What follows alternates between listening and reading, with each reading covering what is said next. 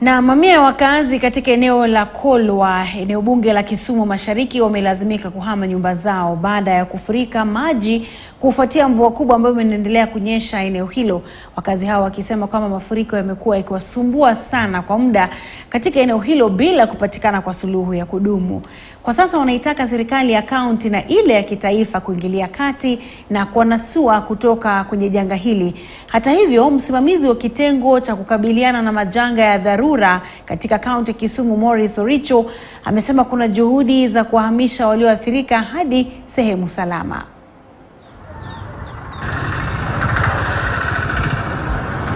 Kwa unyenyekevu, wakiweza kupata njia za kuzuia hii maji, waweze kupata hata hizo matractors, waweze kuzuia angalau tuweze kuendelea na kazi yetu ya kawaida. Umejua sasa hii tumetoka kwa shida ya mara maandamano, tumetoka kwa shida ya mara uchumi ya Kenya iko na deni. So hii maji tena angalau tuweze kuzuia tupate maisha. Nataka tu serikali saidia kwa mwaka na mwaka.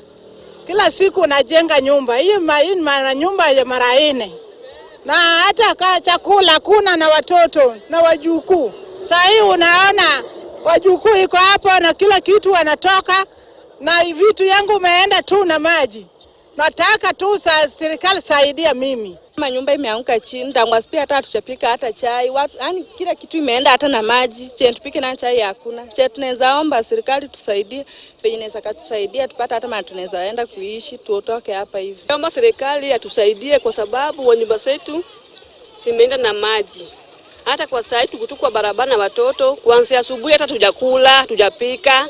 Hata unga naye hakuna, tuko na njaa na watoto, nyumba pia zimeanguka chini. Now my toolbox has been swept by the river until by the water, so I'm starving. I'm just walking along the road. I cannot feed my young ones, I cannot feed my family, I cannot feed my relatives. Tumeafektiwa na hii maji. Maji imeingia kwa nyumba, vitu imechukuliwa, kuku zangu zimeenda. Sasa sijui nitaanzia wapi. Nasema tu serikali kuja utusaidie.